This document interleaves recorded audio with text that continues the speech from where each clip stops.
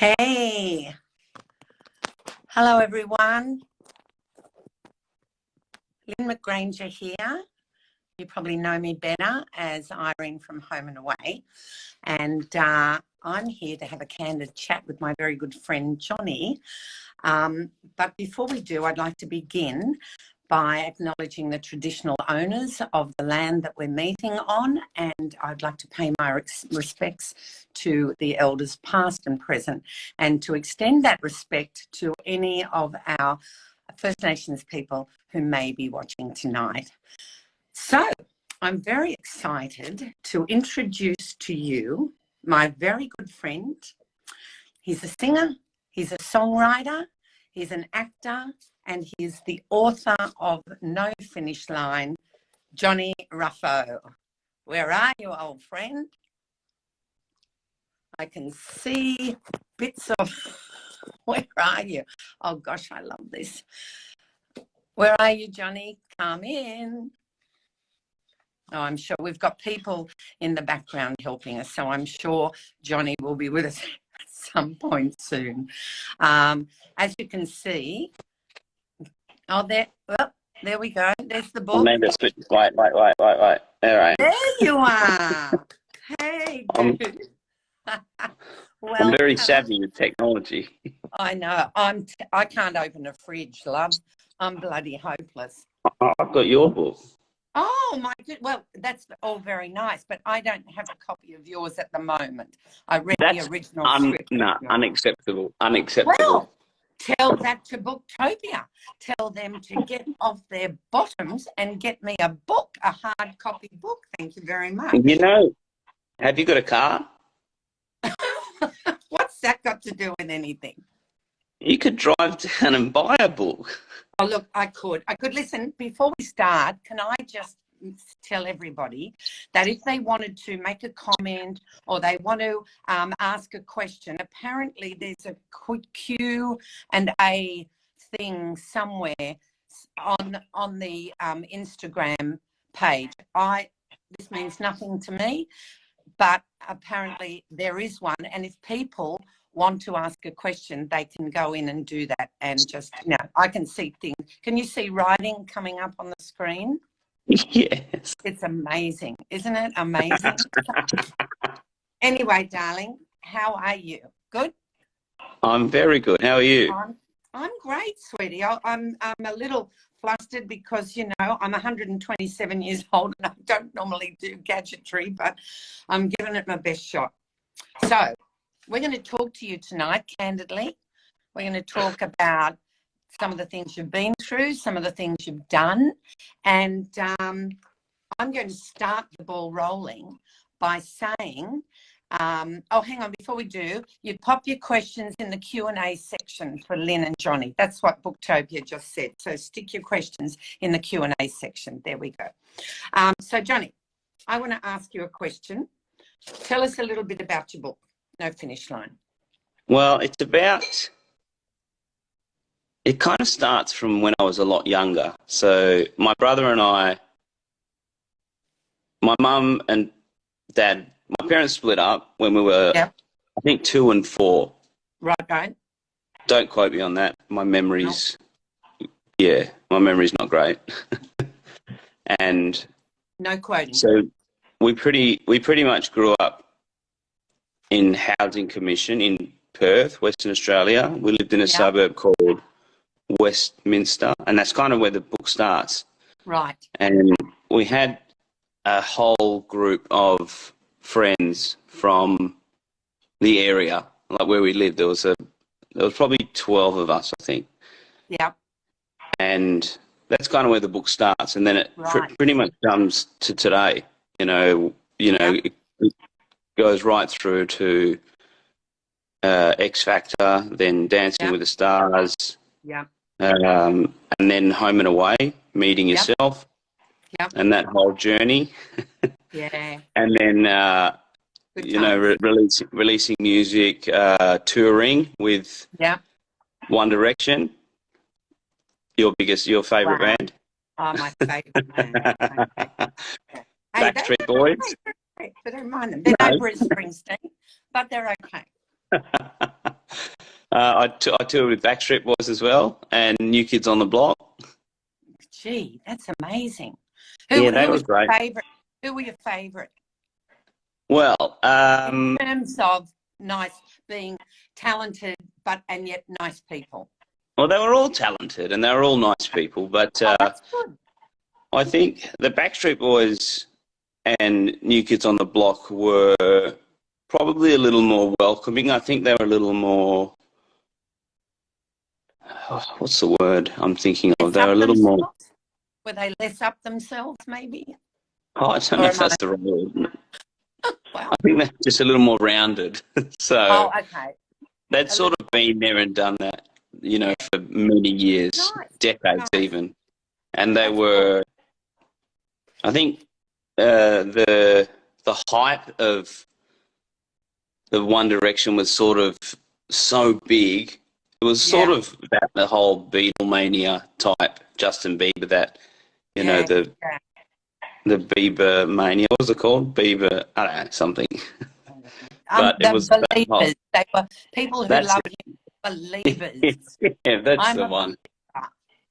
Yeah, right. And it was just so hyped that I think they were so young that they probably themselves didn't know what to do or how to handle that. And that level of fame, I don't think I'd ever want that. It was just, they couldn't even go outside the hotels we were staying at. Like, they literally couldn't. Like, they'd stand next to the window and you would hear this screeching noise, this scream from fans, and it was piercing, like it was ear piercing. Bloody hell. Whereas with the Backstreet Boys and the New Kids on the Block, they were like, they'd been there and they'd done it, so they had already experienced that, and the fans were a lot, like, grew with them, so the fans didn't have the energy to do that anymore.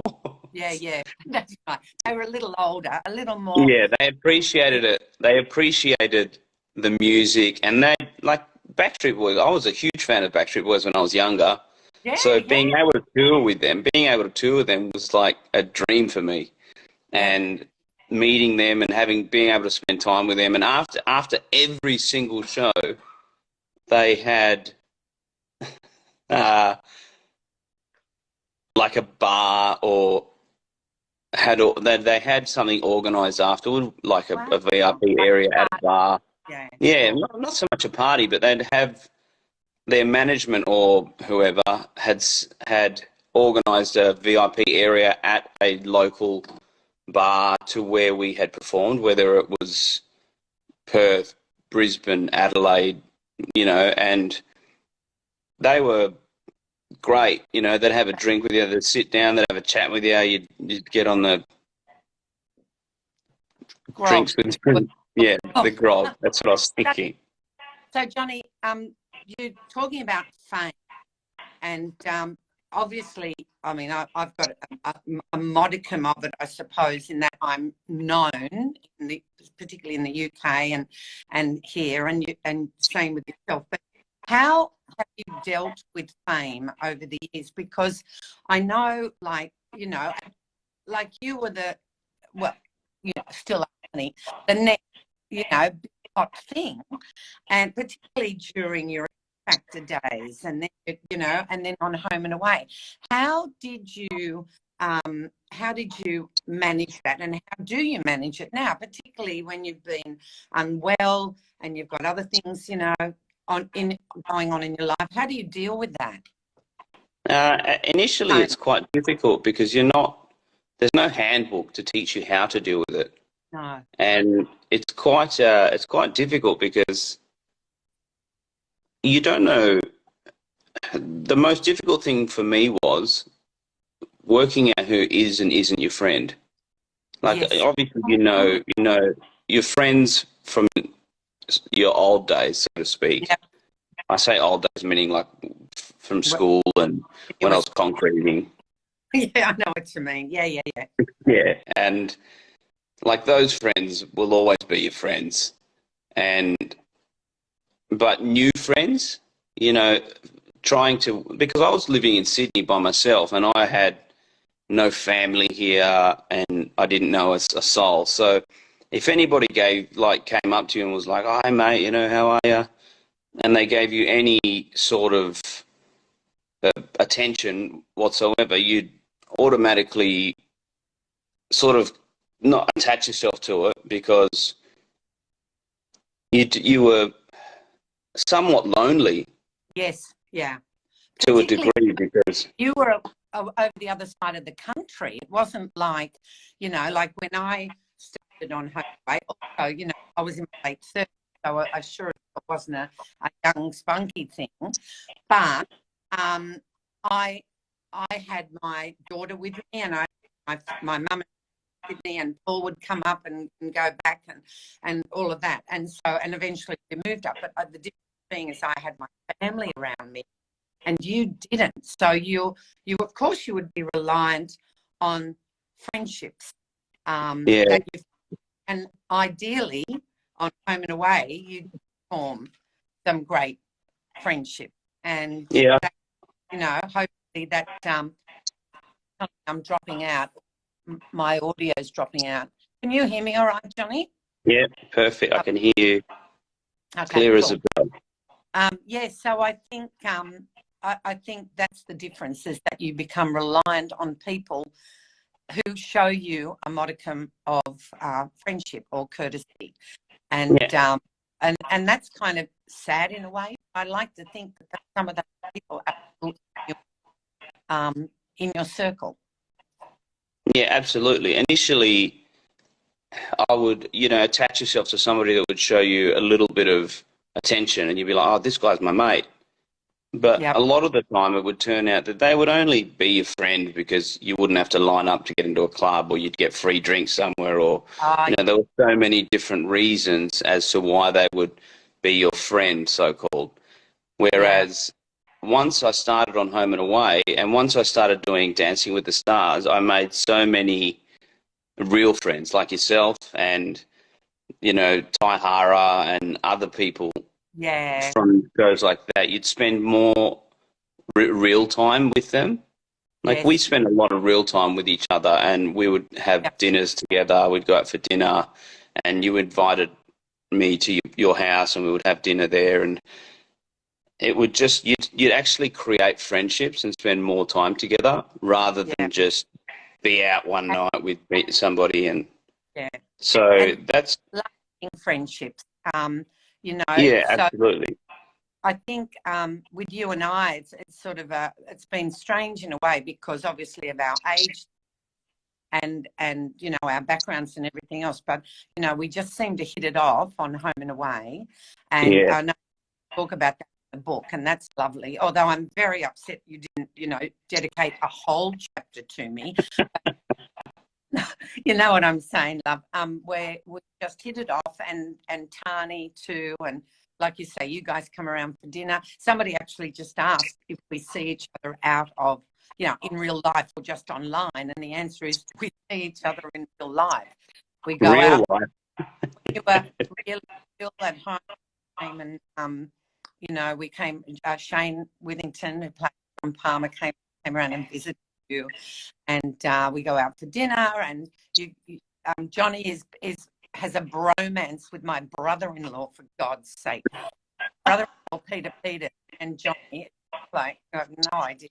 Anyway, At one point, I was seeing him more than I saw you. I think, well, I would go and visit him, and we'd play table tennis. I know. But he might even be watching tonight. So if you are, hi Pete.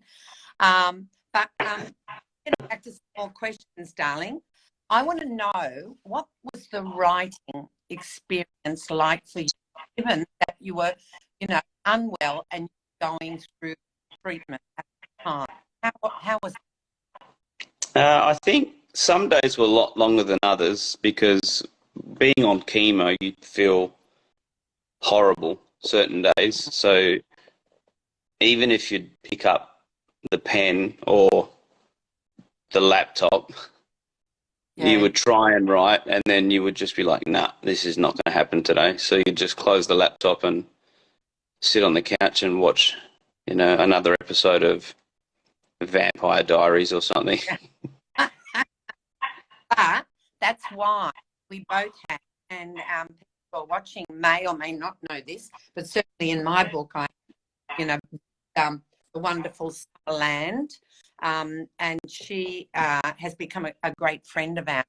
And Johnny, Summer helped us both write our respective books, and she has been an absolute queen. I mean, Summer's only about a year or two older than you, isn't she? And yes, I believe so. Maybe one year older. Yeah. She's such a wise, clever, wonderful human being, and we love her very much. And, you know, again, we see her socially. As a matter of fact, Paul and I are going up to visit her again in a couple of weeks up in yeah, she was a great help because she helped us both, I think, remember. Just tell the story, yeah. And, you know, she would, you know, encourage us to remember things, and she would get a timeline and would get a sense of what you say and how you wanted to say.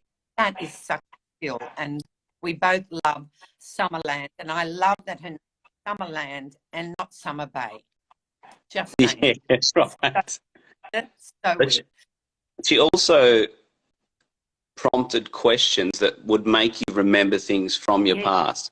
Yes. And that was the greatest thing, was like, oh, God, that makes me remember something that I need to tell, because it links, you know, X and Y together. Absolutely. And it needs to be said. Yeah. So I think we were almost finished the book, and I was like, oh, my God, no, we need to go back, and this has to be in here. This absolutely has to be here. Yeah. And I realised that memory begets memory. So you remember something, and then suddenly in the middle of the night you go, oh, my God, I forgot to tell her about the roller skating incident.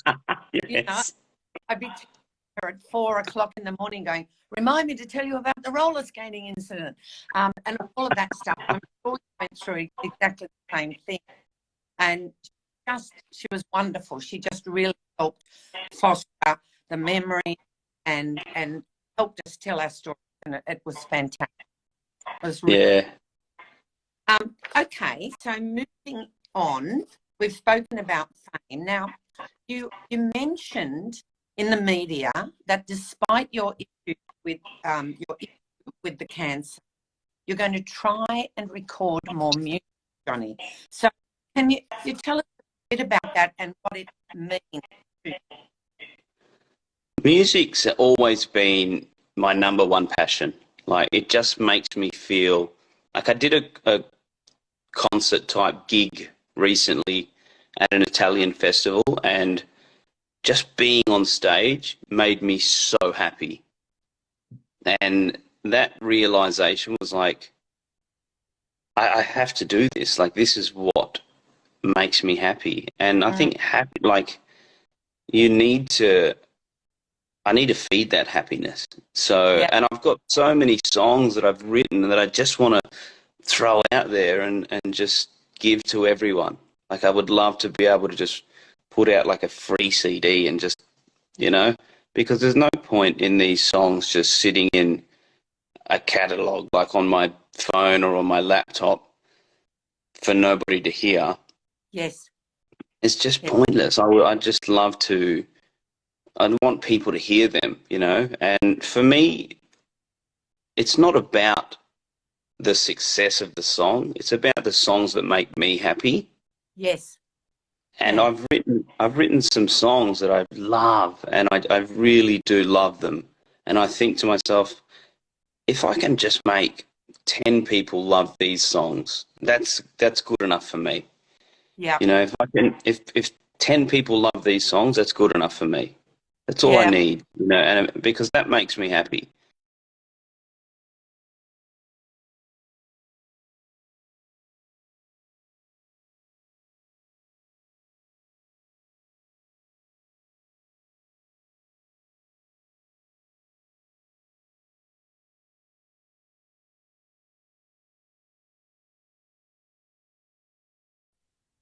And I just think, how can I put this?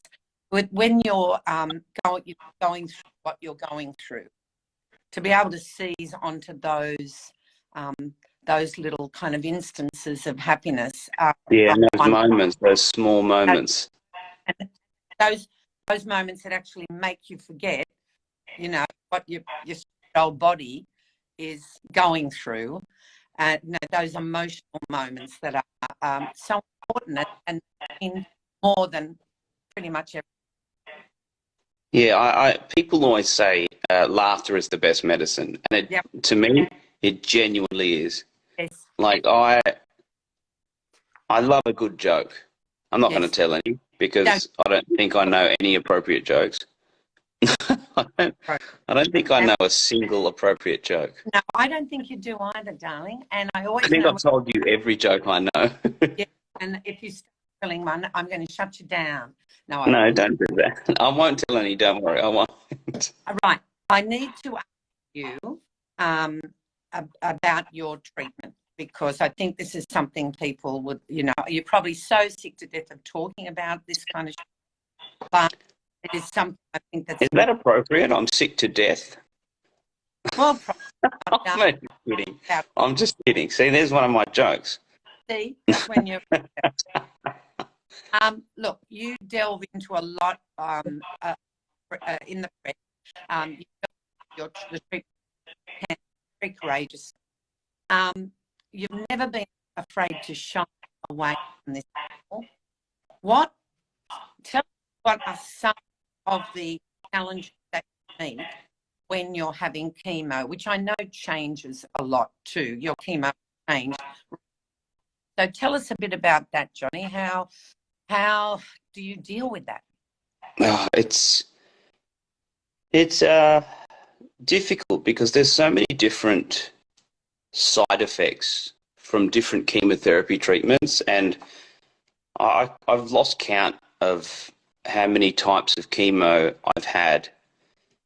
The one that I'm currently on is not fun. Yes. I mean, none of them are fun. Okay, but the one that I'm on, I get fairly bad headaches from. Yes. So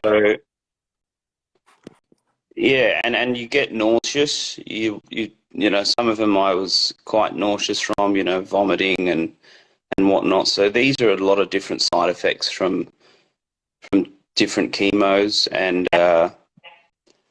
yeah, it's very difficult because a lot of it can, like, you make plans to do things and they can just, like, in a heartbeat, just, no, we have to cancel that. And it's like, I was really looking forward to that. Like, Friday just gone, Tani and I had planned to go out to dinner together just to celebrate releasing the book and, you know, try and do something for ourselves, you know, together. And we had to cancel it because I was in bed all day with a raging headache. And I felt as though it was my fault because... Oh, darling, I don't think Tani would think that for a minute. Yeah, no, I know she doesn't, but I feel sometimes as though it is my fault, even though I know it's not. I just feel like, oh, damn it, I feel bad for her because she goes to the effort to try and do something nice for me or for us. And sometimes it's... Doesn't happen. Yeah, some things don't work out the way you plan it, and... Yeah. So it's not a walk in the park, but Johnny, I'm just going to segue now because a question has come up. We've been sent a lovely Booktopia, and this question is from 𝙉𝙤𝙁𝙞𝙣𝙚, and she wants to know how long it took for you to write your book. It was probably 10 months, maybe close to a year. And that includes going, like, you write the book and then you've got to go back through the chapters and read it, and then you want to add things. You're like, oh, I forgot this, I want to add this, and you have to work out in the timeline whereabouts it would fit, and then, you know, break it down. And sometimes it doesn't quite fit. So there's certain things you have to take out, and unfortunately, you want to put it all in, but then it would become, it would be like it would be like a Harry Potter series.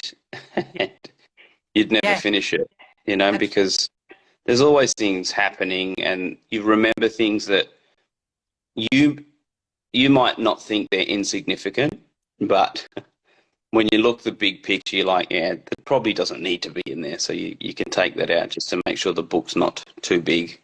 Yeah. So I think about 10 or 11 months, I think. Because, you've only been on the planet for 34, 30. No, yeah. Yeah, Okay. and you've only been here for, what, 43? Thank you. I've been here for 310. And I I'm not would buying just like to say that, the amount of, the stuff, the meatiness of your book is fantastic, given that you're half my age. And I just think it's wonderful what you've been able to do. And I really hope that if you've got a copy there, and we don't have to hold it up because of us, there's the book, people, and you can order it at Booktopia and go on. Let us know if you've already done that. Really good. And now I play a quick game, Johnny, because time's getting away. And we're going to play, and it's who knows who better. All right? All right, here we go. I reckon I've got you covered here. Okay, so we don't have to write it down. We can just be truthful and go yes or no, okay? So I want to know your the top favourite sports team. I will tell you what your favourite sports team is, and you do the same, okay? Go on. So you go first. Yours is the Sydney Swans. Yeah. Yes, well done. And you're still in the finals, so. And yours is the Essendon Bombers. Correct. Correct. Yes. No. Okay. Second question. Favourite home and away character that isn't your own? You go first, Johnny. Well, yours would be either Chris Harrington. Yes. Or Leah. Oh, okay. No, you're saying what mine is. Oh, yeah, is that not how it works? Sorry, I just had a mini. Isn't that how it works? Right. So I forgot the rules. Yes. I think it's hard, isn't it? Look, I'm going to say Chris. I'm going to say Chris Harrington because he was so fun. Right. He was awesome. Virgo, and it's wonderful. And we've got a few Bomber supporters on here. I'm happy about that. Yeah. Well, sucks to be you, not in the finals. We don't have a coach either. I'm going to say your favourite character is either Irene Roberts or Alf. I reckon you're right. It definitely would have been you. We spent the most time together. Yes, we did, and it was wonderful. It was wonderful. I've never forgiven you for leaving, but that's another story. Okay, next question. Favourite band. Who do you think is my favourite band? Oh, I was thinking about this, and I think I've got a couple of answers. All right. I'm going to go with, I think, either the Eagles. Oh, that's a good one. Yes. Maybe the Beatles. That's a no, that's a pass. No, not really. Oh, but it could be like a... What about... Who's the band for my favourite performer?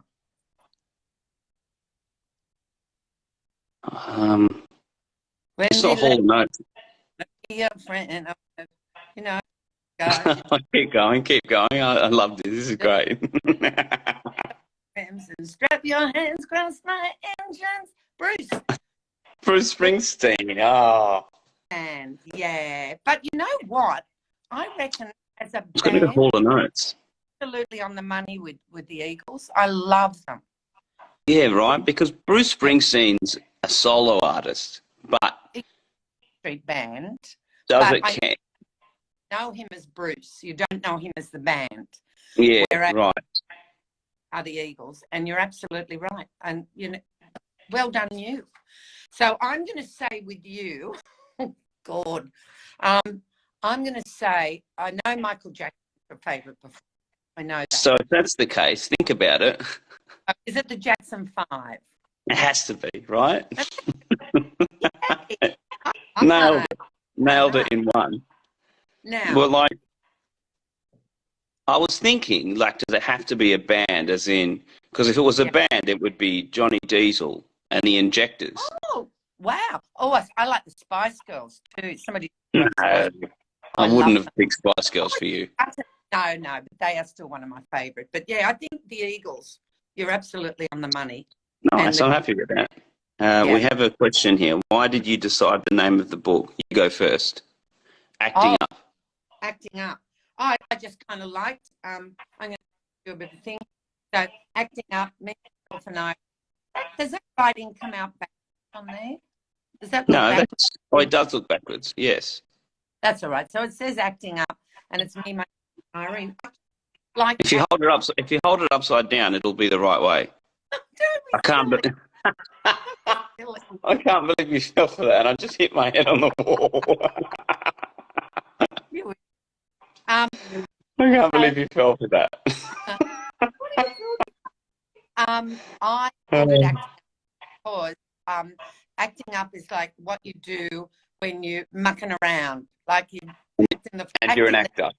I actually wanted to call it acting the goat, but goat these days means greatest of all time, as we know. You could be. And well, no, I'm not. I'm not up my but you're not Meryl Streep. No, I'm not Meryl Streep, but then she's not Lynne McGranger, so come on. This is true, and she doesn't know me. And she doesn't know you, darling. She's never been out to dinner with you. She's never correct. Up the backside of the head because you're being inappropriate. And she hasn't heard any of my jokes either. No, and she's probably for that. In answer to your question, I like Me, Myself and I, although it was a Jim Carrey film, but it's not been, what's the word? It's not been, it doesn't have it doesn't own that title. So that's it's copyrighted. Mucking around. Now, why did you call Me, Myself and Irene would have been great. Sorry? Say that again? Me, Myself and Irene would have been a phenomenal title. Well, it is. What's wrong with you? Can you not read No, that? there's nothing wrong with Acting Up. Acting Up's awesome. Yeah, that's why I gave it the double whammy name. So tell me why you called yours No Finish.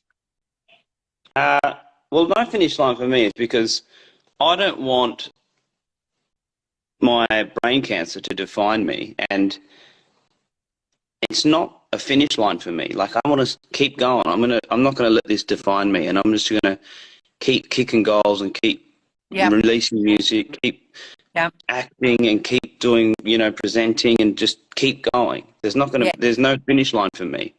That's wonderful. And I just want to keep going. There's not going to be. There's not an end date. Exactly. There's no finish line for me at this point. Date that we know. I mean, of course, we all have an end date, but you know what I'm saying. Right. We have an expiry date, but for me, I'm not letting that define me. There's no finish line. I'm just going to keep going and going and going and going. Good on you. Yeah, and that, I think that's what what everyone's saying tonight with their comments. Everyone just adores you, and they want you to continue being your completely inappropriate self, and loving life, and just fighting the good fight, darling. And that's what I'm going to do. That there's going to be a podcast episode with you and Tani. Is that right? See, Tani, he's home and away. Tani. Yes. There's going to be a podcast episode with you and Tani, yeah? I think so, maybe. This here, Booktopia have just put something there, and I guess they're not talking. So that's wonderful. Now, I'm going to have wine in it because we've been hanging on. But I just want to say, you can go online now or at any time, get Johnny's book, my book. And also, you can get Lynn's book. Let's not forget, acting up. Lynn's always acting up. I'm always acting up, and I'm hiring. I just want to say thank you to everyone who has contributed tonight and joined. I hope you've enjoyed it, because I don't know what the hell I'm doing, and I can tell you what the hell he's doing either. So snap. I've had a great time. I hope you have too, Lynn. Me too. And Friday, we'll see if we can. Yes. Hopefully we can catch up for dinner on Friday. Yeah. Give me a call in between now and then, and we'll try and work it out. And big kisses for Tani. And, yes. Love you.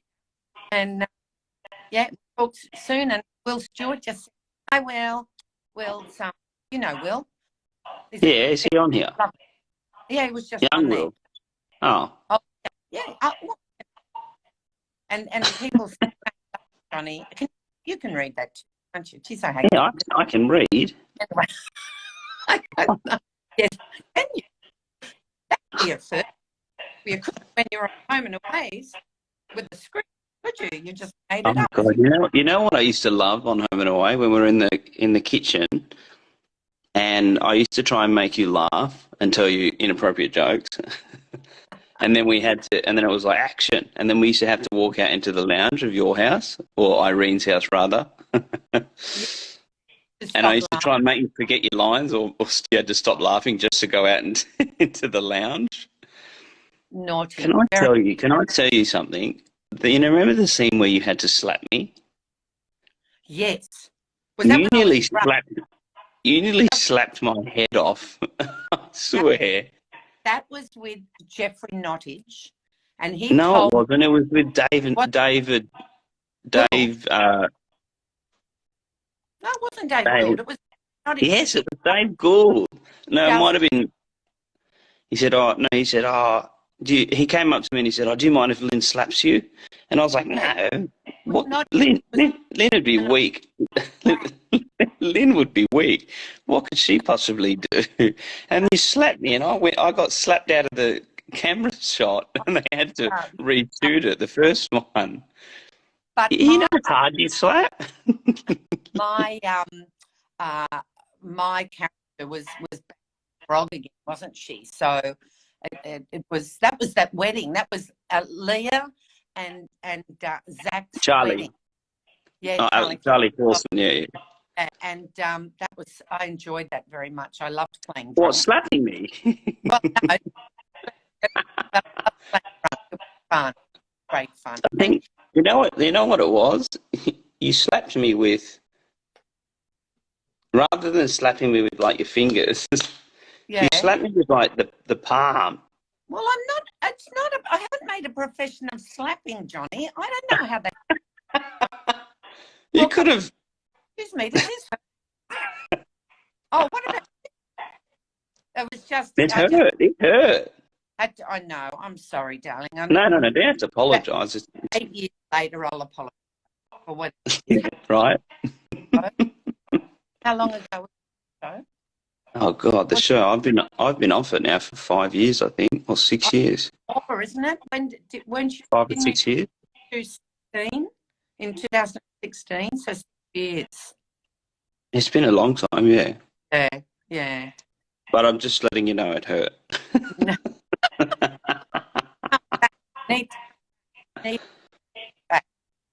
Yeah, and I still want to do the storyline that I've been thinking about, where he rivals he tries to go up against the diner with his own little like food cart, and he's got hot crisp buns and things like that.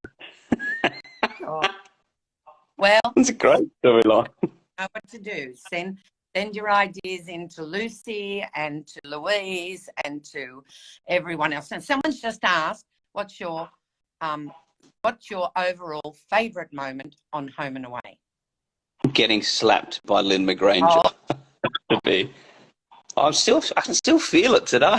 Oh, you do go on. Look, I think we better finish this because Julie. Oh, my niece just said hello. So hello, Julie. We love you. That's my brother-in-law, whom Johnny has a bromance's daughter, and she, I'm going to be an auntie, a great auntie. I'm very excited. Oh, great! You're going to be a phenomenal auntie. I'm already a great auntie. Anyway, we're banging on. We've been talking for 40 minutes. Johnny, thank you, darling. Thank you. Lots of love. People, go online to booktopia.com.au. I have a link in the bio, apparently.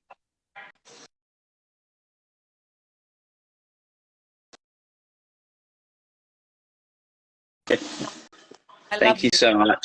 Thank you for everybody that got on here and asked all the questions. And Lynn, lots of love. I love you.